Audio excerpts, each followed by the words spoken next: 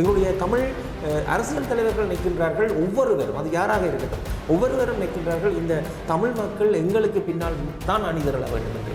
ஆகவே தாங்கள் இந்த தமிழ் மக்களுடைய தலைவர்களாக இருக்க வேண்டும் என்று நினைக்கின்றார்களுடைய அனைத்து தலைவர்களும் தங்களுடைய விருப்பு வெறுப்புகளை விட்டு தமிழ் மக்களுடைய இனப்பிரச்சனையை தீர்க்க வேண்டும் என்ற அந்த ஒற்றை புள்ளியிலே ஒன்றிணைவதற்கு இங்கே தயாராக இன்றைக்கு சிங்கள பௌத்த பேரணமான அந்த எங்களுக்கு இருக்கின்ற அந்த பலவீனத்தை வைத்துக் கொண்டுதான் இங்கு ஆழமாக காலூர் முஸ்லிம் இனத்தை பார்ப்பார்கள் அல்லது சிங்களத்தவர்களை பாருங்கள். தங்களுடைய இனத்திற்கு ஒரு அவதூறு அல்லது ஒரு இன இருப்பை இல்லாமல் செய்கின்ற ஒரு விடயம் பெறுகின்றது, அவர்கள் ஒற்றுமைப்படுகின்றார்கள். ஆனால் நாங்கள் அதுக்குள்ளும் எது பிள்ளை எது சரி என்று விவாதங்கள் செய்திருக்கிறார்கள். ஒருவரை கைது செய்வதும் அவர் மருத்துவமனையில் போய் படுப்பதும் பின்னர் அவர் பிணைகளை விடுதலை செய்வதும் தான் இன்றைக்கு இந்த அரசாங்கத்திற்கு ஒரு சுழற்சி முறையானது. தமிழ் மக்கள் டக்ளஸ் தேவானந்தாவை கைது செய்துவிட்டார்கள் என்றால் ஆனந்தப்படுகிறார்கள்.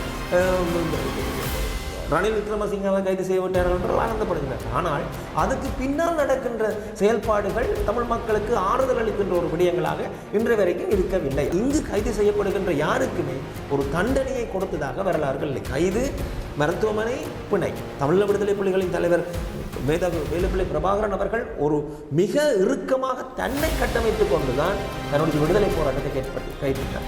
தனது விடுதலை இயக்கத்தினை ஒரு கட்டுக்கோப்பாக வைத்துக் கொண்டார். ஆகவே எப்போதும் மக்களை வழி நடத்துகின்றவர்கள் தாங்கள் ஒரு சுய ஒழுக்கத்துடன் இருக்க வேண்டியது மிக முக்கியமானது. அந்த கர்மா என்று சொல்வார்கள். அந்த வரலாறு தான் இன்றைக்கு தலைவருடைய மிக முக்கியமான வசனமாக இருக்கின்றது. வரலாறு எனது வழிகாட்டி. இன்றைக்கு அவர் பாராளுமன்றத்திலே தமிழக தேசிய தலைவர் வேலுப்பிள்ளை பிரபாகரன் அவர்களுடைய மிக கேவலமாக கதைத்த வரலாறு பதிவுகள் இருக்கின்றன. அவருடைய கட்டமைப்பிலே அவருடைய வளர்ப்பிலே வளர்ந்த ஒரு சாதாரண போராளிக்கு இருக்கின்ற தியாகமும் அர்ப்பணிப்பும் உணர்வும் தமிழ் தேசிய அரசியலில் யாருக்குமே இல்லை. தமிழக விடுதலை போராட்டம் இந்த மண்ணிலே நடைபெற்று கொண்டிருக்கின்ற பொழுது இன்றைக்கு அரசியல் பரப்பிலே பயணிக்கின்ற நான் உட்பட எல்லோரும் அன்றைக்கு அந்த விடுதலை போராட்டத்திலே பங்கெடுக்கக்கூடிய வயது இருந்தது, இளமை இருந்தது, உடல் வேலை இருந்தது. ஆனால் நாங்கள் போராட்டத்துக்கு செல்லவில்லை. நாங்கள் வீடுகளுக்குள் பதுக்கி இருந்தோம். வீடுகளுக்குள் அவர்கள் எங்களுடைய மண்ணுக்காகவும் மக்களுக்காகவும் களத்திலே மரணிக்கின்ற பொழுது நாங்கள் வீடுகளுக்குள் படுத்திருந்தோம். லங்காசிரி நேர்களுக்கு வணக்கம். மற்றும் ஒரு நேர்காணலில் இணைத்திருக்கின்றோம். குறிப்பாக இன்று இந்த நேர்காணலில் பல்வேறுபட்ட விடயங்கள், சமகால விடயங்கள் தொடர்பாக பேச போகின்றோம். அந்த வகையில் தமிழ் மக்கள் கூட்டணியினுடைய உறுப்பினராக இருக்கக்கூடிய வரதராஜன் பார்த்திபன் எங்களுடன் இணைத்திருக்கின்றார். வணக்கம். வணக்கம். குறிப்பாக இலங்கையினுடைய புதிய அரசியல் மாற்றம் இடம்பெற்று பல்வேறுபட்ட முன்னெடுப்புகள் முன்னெடுக்கப்பட்டுக் கொண்டிருக்கிறது. இந்த சூழ்நிலையில் தமிழ் மக்கள் சார்ந்து பேசுகிற போது இந்த அரசாங்கத்தின் மூலமாக அவங்களுக்கான அந்த தீர்வுகள் என்பது கிடைக்காது என்ற ரீதியில கருத்துக்கள் வெளிப்பட்டு கொண்டிருக்கிறது.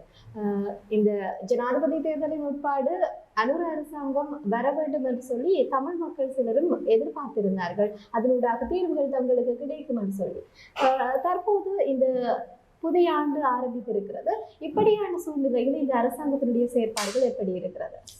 உண்மையில் இந்த அரசாங்கத்தின் மீது தமிழ் மக்கள் கடந்த அரசாங்கங்களை விட ஒரு நம்பிக்கை ஒன்றை வைத்திருந்தார்கள்.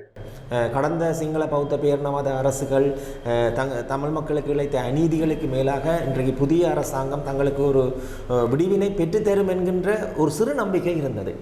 ஆனால் அந்த அரசாங்கத்தினுடைய தேர்தலுக்கு பின்னாலான போக்குகள் எங்களுடைய மக்களின் மனதிலே இவர்களும் பழைய அரசாங்கத்தினுடைய ஒரு அங்கம்தான், ஒரு நிழல் தான் என்கின்ற ஒரு மாயை உருவாக்கிவிட்டது. ஆகவே இந்த இலங்கையினுடைய வரலாற்றை எடுத்து பார்த்தால் ஒவ்வொரு தேர்தலுக்கு முன்னர் சந்திரிகாவாக இருக்கலாம் அல்லது ரணில் விக்ரமசிங்கவாக இருக்கலாம், இன்றைக்கு அனுரகுமார திசாநாயக்கா இருக்கலாம், அனைவரும் தேர்தலுக்கு முன்னர் ஒரு முகத்தையும் தேர்தலுக்கு பின்னர் மறுமுகத்தையும் காட்டிய வரலாறுகள் இருக்கின்றது. ஆகவே சிங்கள பௌத்த பேரினவாதத்தின் சிந்தனைகளும் சித்தாந்தங்களும் என்றைக்கும் மாறப்போவதில்லை என்பதைத்தான் இன்றைக்கு அனுரகுமார திசாநாயக்கனுடைய அரசும் வெளிக்காட்டி நிற்கின்றது. குறிப்பாக தமிழர் சார்ந்த பிரச்சனைகள் என்று சொல்லுகின்ற போது பல பிரச்சனைகள் இருக்கிறது. காணாமலாக்கப்பட்டவர்களுடைய விவகாரம் தொடர்பாக இன்னும் தீர்வுகள் எட்டப்படாத நிலை. அதே நேரத்தில் இந்த சட்டவிரோதமாக விகாரிகள் கட்டப்படுவது, நிர்மாணிக்கப்படுவது என்பது அண்மை காலமாக அதிகரித்த வண்ணம் இருக்கிறது. இதற்கு எதிராக போராட்டங்கள் எல்லாம் பல வடிவங்களில் நாங்கள் முன்னெடுத்து கொண்டுதான் இருக்கிறோம். பார்த்திருக்கின்றோம். அண்மையில் உங்களுக்கு தெரியும் தையட்டி சட்டவிரோதமான விகாரை என்பதற்கு அப்பால் அது ஒரு கட்டுமானம் என்று சொல்லலாம். அப்படி அதற்கு எதிராக அந்த மக்கள் நில உரிமையாளர்கள் தொடர்ச்சியாகவே போராட்டங்களை முன்னெடுத்திருக்கின்றார்கள். இந்த போராட்டம் தற்போது பேசப்பட்ட ஒரு விடயமாக மாறியதற்கு அதனால கைதுகள் எல்லாம் பார்த்திருப்பீர்கள். இப்படி இருக்கிற சூழ்நிலையில் இந்த ஒரு விகாரை பிரச்சனை என்பது ஏன் இதனை தமிழ் கட்சிகள் அனைத்தும் ஒன்றிணைந்து தீர்க்க முடியாத ஒரு பெரிய ஒரு பிரச்சனையாக இருக்கிறது? இல்லை, உண்மையில் அனுரா அரசே முதலில் நீங்கள் காணாமல் போன பிரச்சனை கேட்டீங்க. உண்மையில் அனுரகுமார திசாநாயக்கா ஜனாதிபதியாக வருவதற்கு முன்னர் ஒரு கூட்டம் ஒன்றிலே பேசுகின்ற பொழுது இந்த காணாமல் ஆக்கப்பட்டவர்கள் தொடர்பிலே அவர் பேசிய பேச்சு ஒரு உணர்வுபூர்வமாக இருந்தது. தாங்களும் அந்த விடயத்தை அனுபவித்தவர்கள், அந்த வகையிலே தாங்கள் இதற்கு ஒரு கரிசனை செலுத்தி அதனை தீர்த்து வைக்க வேண்டும் என்கின்ற ஒரு உணர்வோடு அந்த உணர்வான பேச்சுக்கள் இருந்தன. ஆனால் அந்த பேச்சுக்களாகவே முடிந்துவிட்டது. ஜனாதிபதி தேர்தலுக்கு பின்னர் அனுரகுமார திசாநாயக்கா வெல்றுகின்றார். பாராளுமன்ற தேர்தலுக்கு பின்னர் என்றுமே இலங்கையினுடைய வரலாற்றில் என்றுமே இல்லாதவாறு ஒரு தனிப்பெருங்கட்சியாக அது உருவெடுக்கின்றது. ஆனால் இன்றைக்கும் தமிழர்களுடைய பிரச்சனைகளாகவே தொடர்ந்து கொண்டிருக்கிறது. காணாமல் போனவர் பற்றிய தொடர்பிலே எந்த ஒரு ஆக்கபூர்வமான நடவடிக்கைகளும் இல்லை. எந்த ஒரு அரசியல் கைதிகளும் இதுவரைக்கும் விடுதலை செய்யப்படவில்லை. ஆகவே அது மட்டும் இல்லாமல் கடந்த காலங்களிலே எவ்வாறு சிங்கள பௌத்த பேரினவாதம் தங்களது மத அடையாளங்களை கொண்டு இந்த நிலத்தினை ஆக்கிரமித்தார்களோ அது இன்றைக்கும் ஒரு தொடர் கதையாக. இன்றைக்கு தையிட்டியிலே காணப்படுகின்ற விகாரை என்பது கிழக்கு மாகாணத்திலே முன்னர் விகாரைகளை கட்டி அந்த நிலங்களை கபலீகரம் செய்து அதனை ஒரு சிங்கள பூமியாக மாற்றுவதற்கு என்ன நடைமுறையை பின்பற்றினார்களோ அதைத்தான் இன்றைக்கு தையிட்டியிலே பயன்படுத்துகிறார்கள். உண்மையிலே இந்த விடயத்திலே நீங்கள் கூறியது போல் தமிழ் மக்கள், தமிழ் அரசியல் கட்சிகள் ஒன்றாக இணைந்து அந்த தமிழ் பிரதேசங்களை பௌத்தமயமாக்குதலுக்கு குரல் கொடுக்க வேண்டும். ஆனால் இதில் இருப்பது என்ன பிரச்சனை என்றால் எங்களுடைய தமிழ் கட்சிகளுக்கு இருக்கின்ற ஒரு ஒவ்வாமை என்பது மிகவும் ஒரு இனத்துக்கான சாபக்கேடு. நான் வெளிப்படையாக சொல்வது என்றால் எங்களுடைய தமிழ் அரசியல் தலைவர்கள் நிற்கின்றார்கள், ஒவ்வொருவரும் அது யாராக இருக்கட்டும் ஒவ்வொருவரும் நிற்கின்றார்கள் இந்த தமிழ் மக்கள் எங்களுக்கு பின்னால் தான் அணிதிரள வேண்டும் என்று.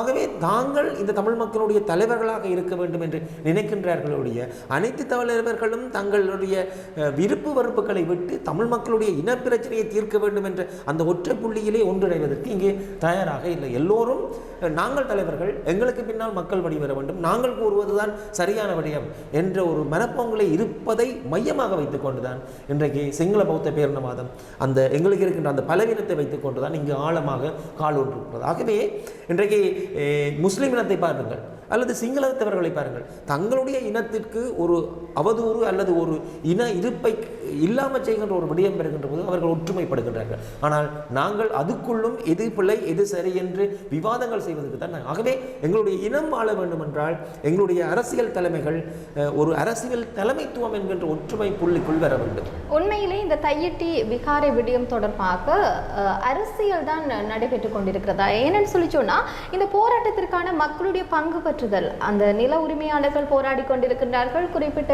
மக்கள் அதற்கு ஆதரவு வழங்கி போராடி கொண்டிருக்கின்றார்கள். ஆனால் போராட்ட களம் என்று வருகின்ற போது அங்கு குறிப்பிட்ட அளவிலான மக்கள் தான் காணப்படுகின்றார்கள். இதற்கு அப்பால் பேசக்கூடிய விடயம் என்னன்னு சொல்லி சொன்னா அது ஒரு அரசியலாக்க முயற்சிக்கின்றார்கள். கட்சிகளுடைய அரசியலுக்காக அந்த பிரச்சனை பேசப்படுகிறது என்று விமர்சனங்களும் இருக்கிறது.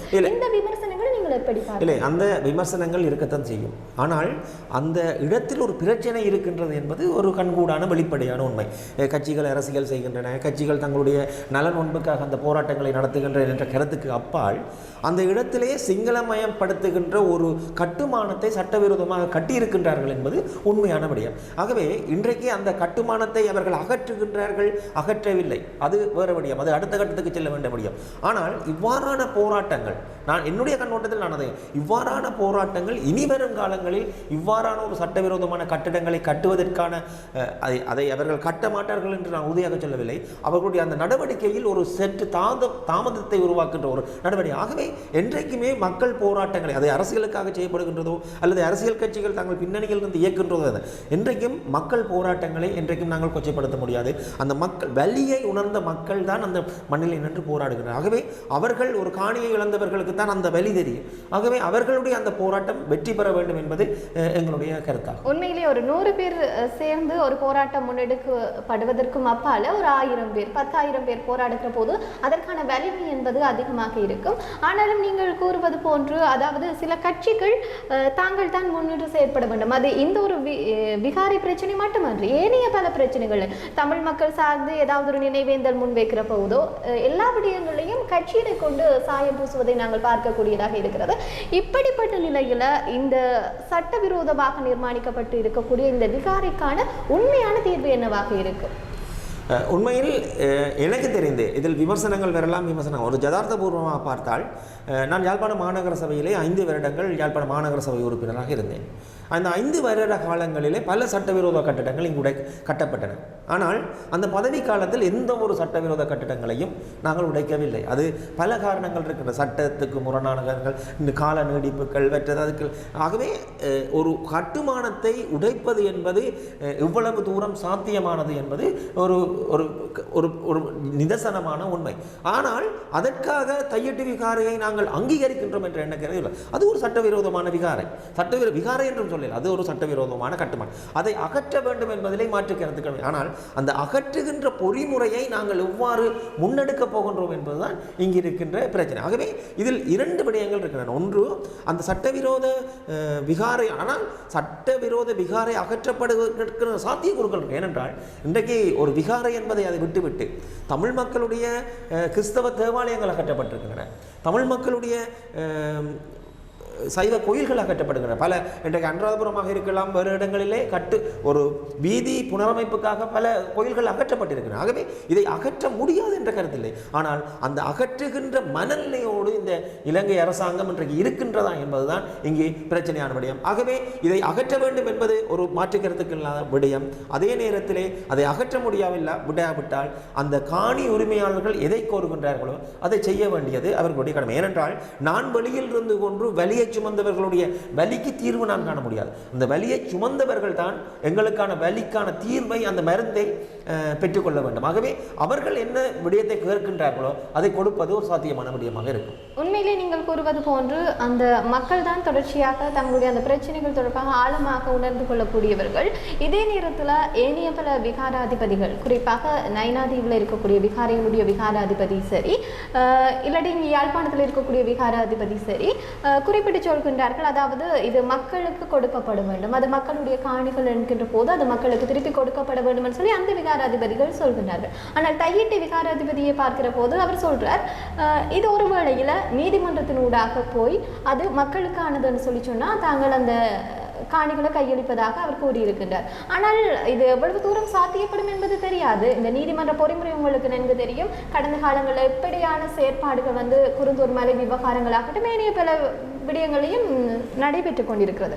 ஆக இந்த ஒரு பொறிமுறை எப்படியாக சாத்தியப்படும்? நாங்கள் ஏன் போராடுகின்றீர்கள் என்று கேட்பார்கள்.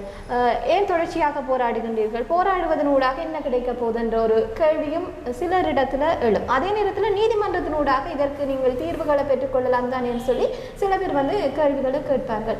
இப்படி கேட்கக்கூடியவர்களுக்கு உங்களுடைய பதில் இல்லை? உண்மையில் நீதிமன்றத்துக்கூடாக தீர்வுகளை பெற்றுக்கொள்ளலாம். ஆனால் எங்களுடைய கடந்த காலங்கள் கசப்பானவை.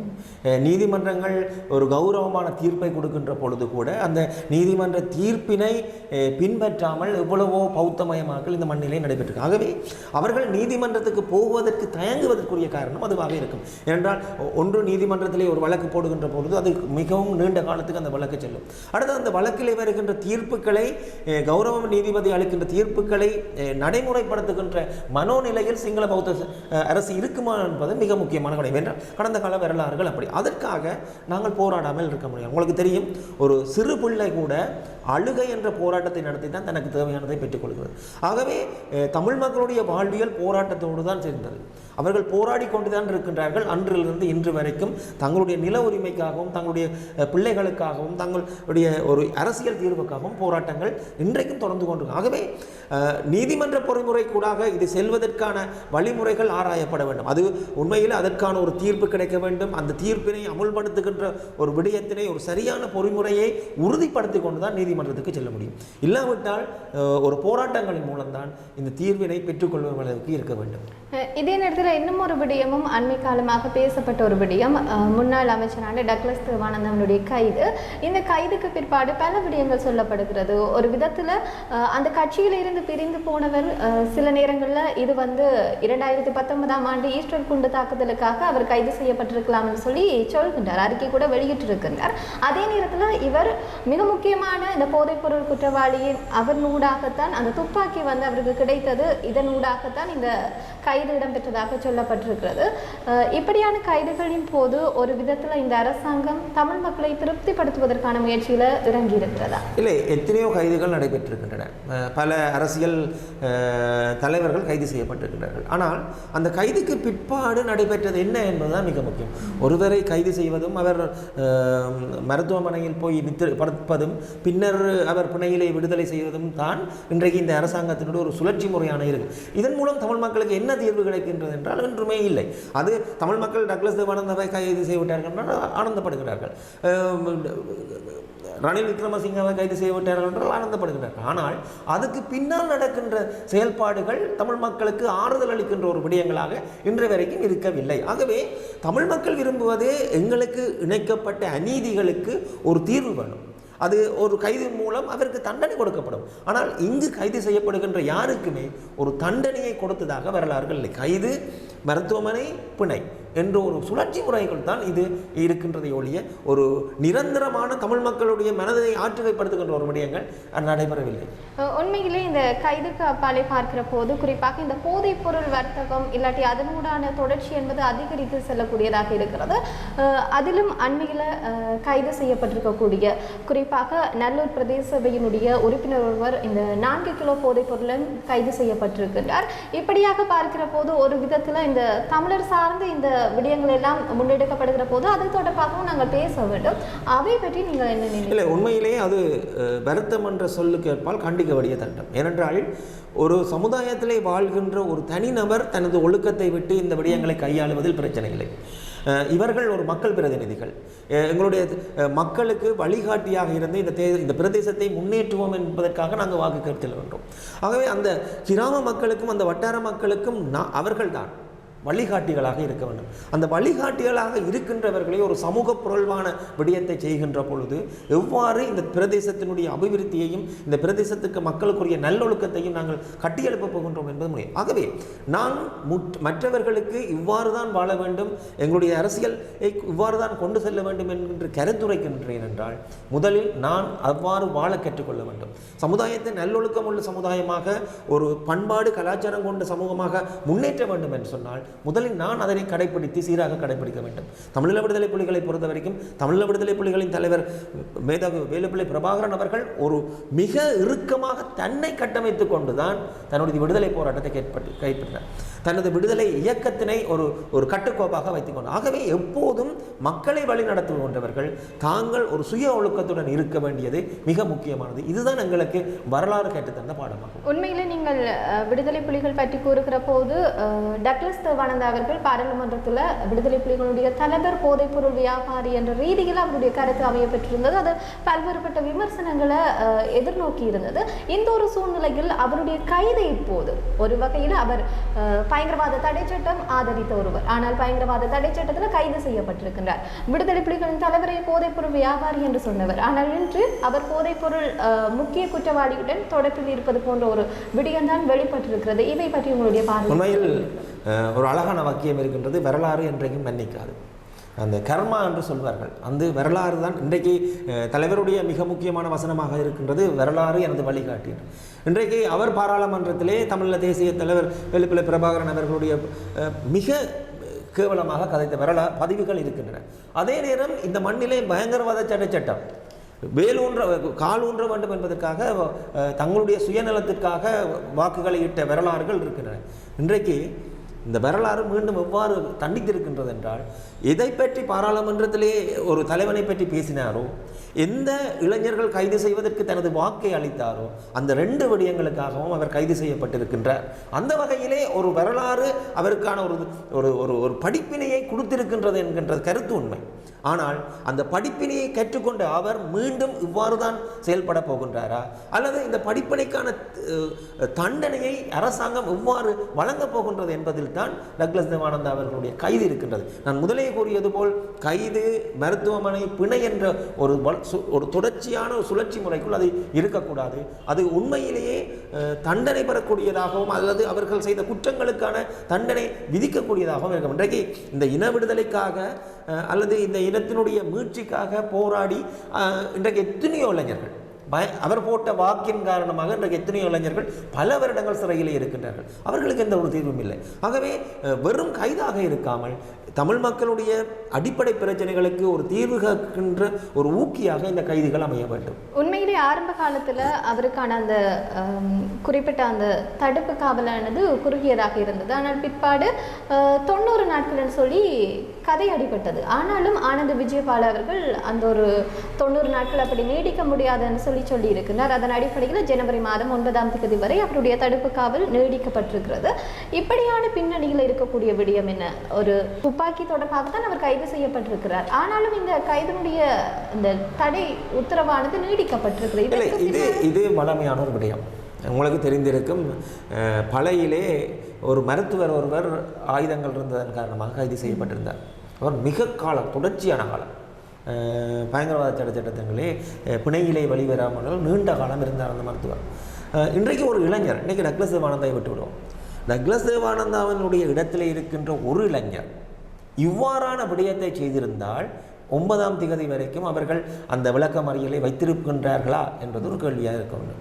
ஆகவே அது ஒரு மிக நீண்ட கால பொறிமுறைக்குள் அந்த இளைஞர் கைது செய்யப்பட்டு இன்றைக்கு சிறையில் இப்படிப்பட்ட எத்தனையோ இளைஞர்கள் அவ்வாறு இருக்கின்றார்கள். இன்றைக்கு உங்களுக்கு தெரியும், வவுனியாலே அரவிந்தன் ஒன்று ஒரு முன்னாள் போராளி ஒரு விடுதலை புலிகளுக்கு மீளுருவாக்கம் செய்கின்றார் என்ற கதைகளை கதைத்ததற்காக அவர் பல வருடங்கள் சிறையில் இருந்து இன்றைக்கு தான் பிணையிலே வந்திருக்கு. ஆகவே இன்றைக்கு டக்ளஸ் தேவானந்தா ஆயுதத்தை ஒருவருக்கு கொடுத்தார், போதைப்பொருள், அது போதைப்பொருள் வியாபாரி என்ற ரீதியிலே இது ஒரு மிக பாரதூரமான குற்றச்சாட்டாக தமிழ் இளைஞர்கள் மீது சுமத்தப்பட்டிருக்கும். ஆனால் இன்றைக்கு அதை இந்த இந்த வழக்கை எவ்வாறு கையாளப்பட போகின்றது என்பது எதிர்வரும் நாட்கள் தான் தீர்மானிக்கும். அப்போ ஒருவேளையில் இவருடைய தடுப்பு காவல் என்பது நீடிக்கப்படுவதற்கான வாய்ப்புகள் இருக்கிறதா? என்னன்னு சொல்லிச்சுன்னா, அவர் தனக்கு இது தொடர்பாக தெரியவில்லை என்று சொல்லி சொல்கின்றார்.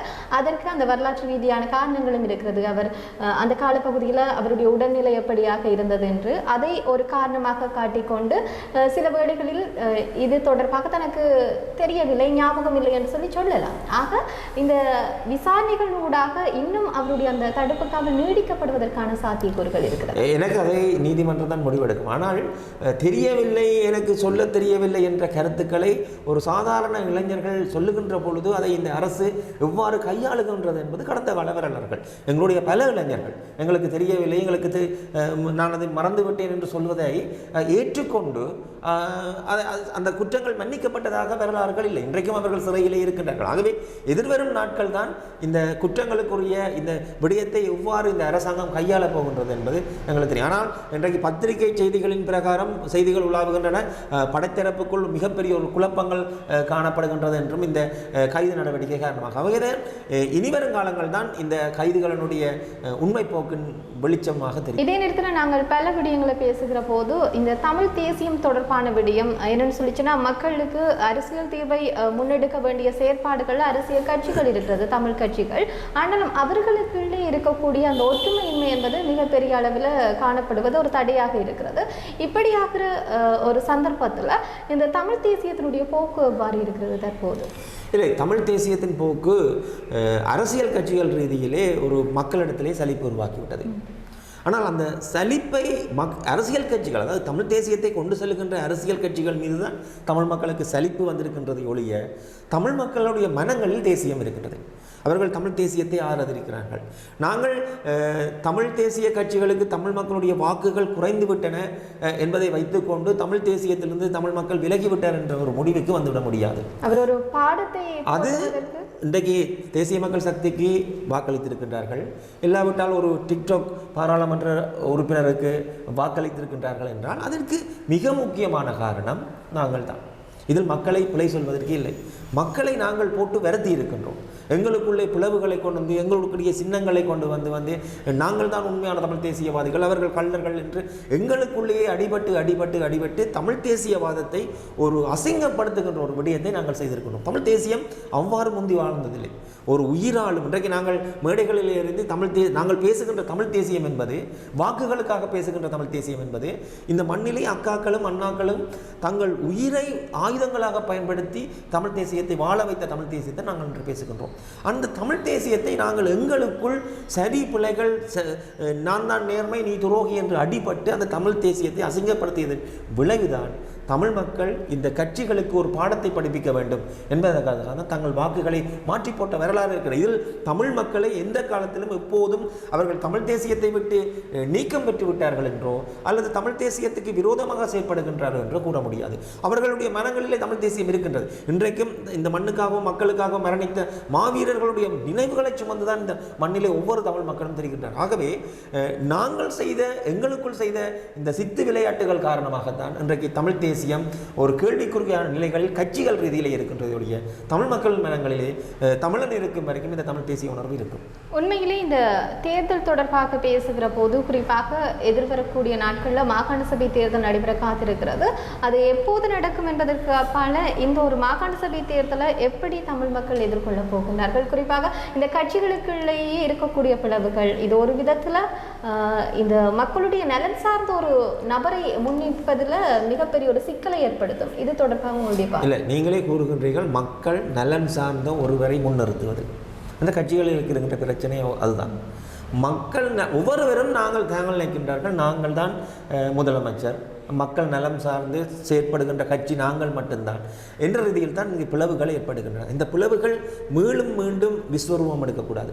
இந்த பிளவுகள் ஒற்றுமைப்படுத்தப்பட வேண்டும். இன்றைக்கு மாகாண சபை தேர்தல்கள் நடக்கின்றதோ நடக்கவில்லையோ அது வேறு விடயம். ஆனால் மாகாண சபைகள் தமிழ் மக்களுக்கான தீர்வுகள் இல்லை, அது ஒரு ஆரம்ப புள்ளியும் இல்லை. அது ஒரு என்னுடைய கருத்தில் அது ஒரு மாநகர சபையினுடைய நிர்வாக அலகு மாதிரி, மாகாண சபையும் ஒரு மாவட்டத்துக்குரிய நிர்வாக அலகு மட்டும்தான், ஒரு மாகாணத்துக்குரிய நிர்வாக அலகு மட்டும்தான்.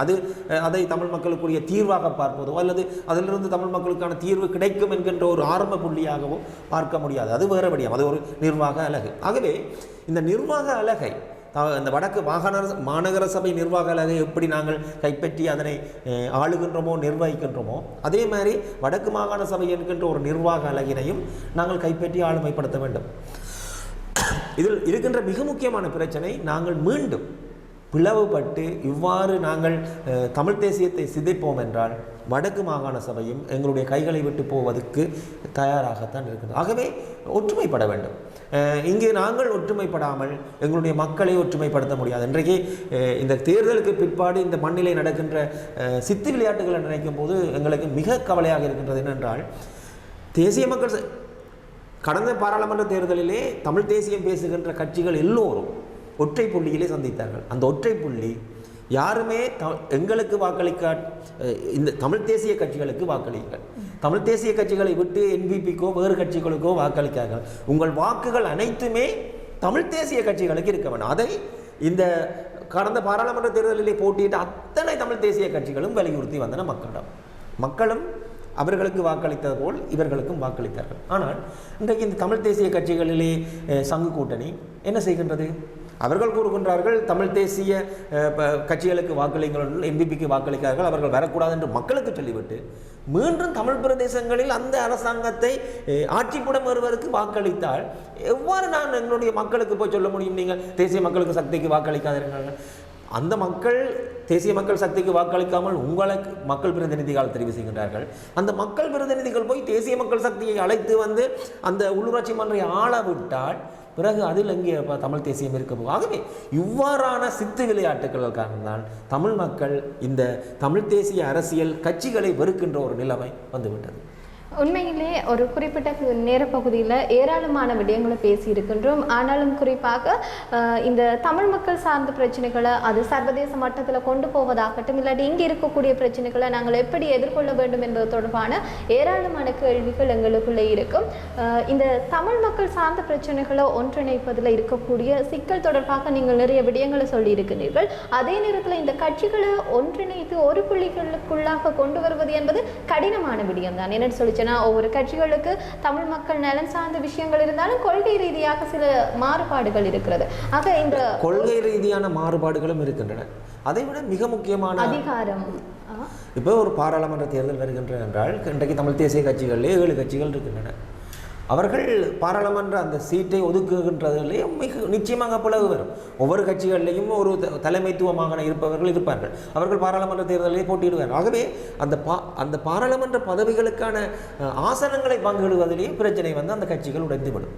ஆகவே கொள்கைகள் மற்றது எங்களுடைய உணர்வுசார் பிரச்சனைகளுக்கு அப்பால் இந்த ஆசன பங்கீடும் ஒரு கட்சிகளுடைய உடமைக்கு மிக முக்கியமான காரணம். ஆனால் தமிழ் கட்சிகளை கொண்டு வந்தது நாங்கள் தான் ஆரம்பத்தில் இருந்து இருக்கிறோம் அப்படின்னு சொல்லி தங்களை பெருமைப்பட்டு கொள்ளக்கூடிய கட்சிகள் எப்படியாக என்னன்னு சொன்னால் தமிழ் மக்கள் நலன் சார்ந்து தான் அந்த கட்சிகள் எல்லாம் உருவாக்கப்பட்டது. தற்போது அதிகாரம் ஆசனம் என்ற ரீதியில் உடைவுகள் என்பது நாங்கள் கூறுவது சரியாக இருக்கும். மிக பிழையான அது மிக பிழையான விடயத்துக்கு அப்பால் மன்னிக்க முடியாத குற்றம் என்னென்றால் இன்றைக்கு தமிழ் தேசிய அரசியலில் இருக்கின்ற தமிழ் தேசிய கட்சிகள் எல்லாவற்றும் எவ்வாறு அரசியல் செய்கின்றோம் என்றால் நாங்கள் தமிழீழ விடுதலை புலிகளுடைய கொள்கைகளை கொண்டு செல்கின்றோம் என்று சொல்லித்தான் அரசியல் செய்கின்றோம். அவர்களுடைய தியாகங்களை மதிக்கின்றோம். ஆனால் ஒரு தமிழீழ விடுதலை புலிகள் தேசிய தலைவர் வேலுப்பிள்ளை பிரபாகரனை விட்டு விடுவோம்.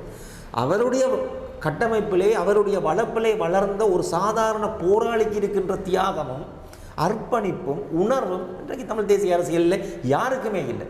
இன்றைக்கு தமிழ் தேசிய அரசியலை மக்களுக்கு தலைமை தாங்குகின்ற எந்த ஒரு அரசியல் தலைவரும் தமிழீழ விடுதலை புலிகளின் விடுதலை சார் அரசியலில் இருந்து வரவில்லை. அவர்கள் விடுதலை சார் அரசியலை கொண்டு செல்வதற்காக அந்த காலத்தில் உழைத்தவர்களும் இல்லை. எல்லோரும் புதியவர்கள் தான்.